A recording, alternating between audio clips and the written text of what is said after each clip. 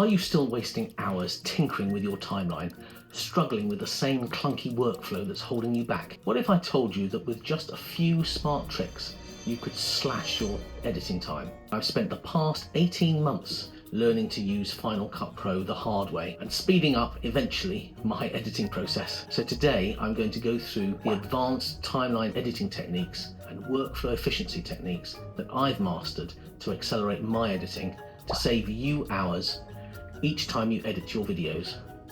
And I'm going to show you how to harness the magic of the magnetic timeline, use precision trimming techniques, and master those essential keyboard shortcuts that'll save you time.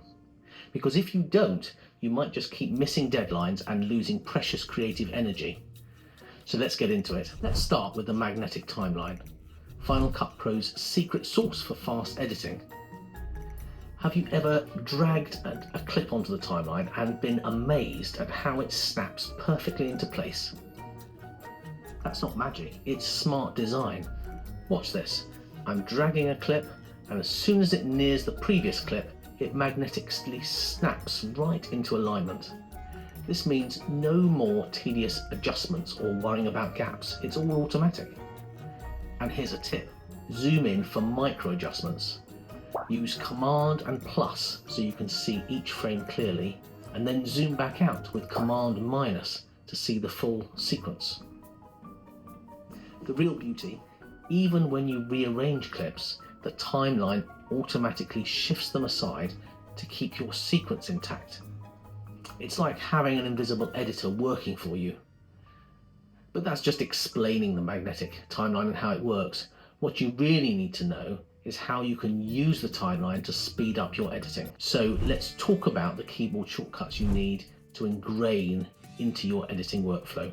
When you open Final Cut, you're in selection mode, and this is ideal for clicking and dragging clips. If you've been experimenting with other tools, just hit A to reset, and it'll get you back in control. Think of it as your reset button. Every time you feel off track, press A to bring you right back. Next, the blade tool. The blade tool lets you make quick cuts. Use it to divide clips without disrupting your timeline. And a pro tip, instead of permanently switching tools, hold down B briefly. Once you release, automatically back to the selection tool. And this fluid motion will save you precious time. For instance, if you see a moment where the action changes, simply press and hold B, make your cut, and then you can release it. There are a few other shortcut tools that it's really important you know and master. The first is to use E to append a clip to the end of the timeline. Use W to append a clip to wherever the playhead is. And use Option W to include a gap between clips. So now let's talk about the trim tool, T. When you hover over the edge of a clip, your cursor transforms into the trim icon. And this is your signal to click and drag to adjust. Next, let's talk about precision trimming. This is where you make your edits seamless, so your timeline almost edits itself. And I'm going to break this down into two parts: basic trimming and using the range selection tool. Basic trimming. When you hover over a clip edge in the timeline, the trim cursor appears. This lets you slide the edge inwards or outwards to remove unwanted frames. And you'll notice that as you trim, the magnetic timeline still keeps everything in place, ensuring a smooth, gap-free sequence. For instance, if you have a slight pause in a clip, simply drag the end in, and that will eliminate the pause. And those tiny adjustments are what make a big difference in your edit. The other thing to think about is using the range selection tool, R, because sometimes you need to adjust a specific section within a clip without affecting the entire clip, and that's when you press R to activate the range selection tool. Click and drag over the exact portion you want to modify, or you can use I and O for your in and out points. And this is perfect if you want to isolate a shaky moment or a particular detail you want to stabilize. And once the range is selected, you can delete it, adjust it, or you can even apply keyframes for further finesse. And for those micro adjustments, you can use the nudge shortcuts. Press comma to nudge left one frame, and full stop to nudge right one frame, and those minute tweaks can be the difference between good and great editing. By mastering these trimming techniques, you'll ensure that every cut is deliberate and every transition feels natural. This precision not only boosts your efficiency, but also polishes your video to a professional standard. So finally, let's talk about organization, specifically using markers and connected clips to keep your timeline tidy and efficient. Markers are like signposts in your timeline.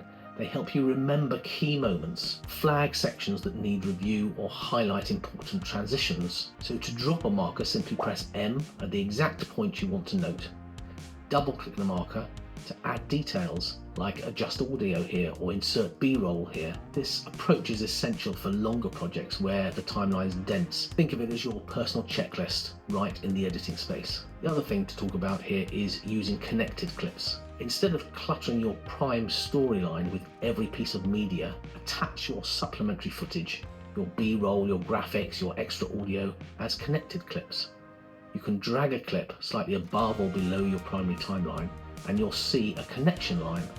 And this ensures that if you move your primary clip, the connected clip will move with it. And this method keeps your main sequence clean, allows for experimentation with layers, and makes your overall project much easier to manage. You can use Command, Option, and then click on the clip, and the clip connection will move to the new clip.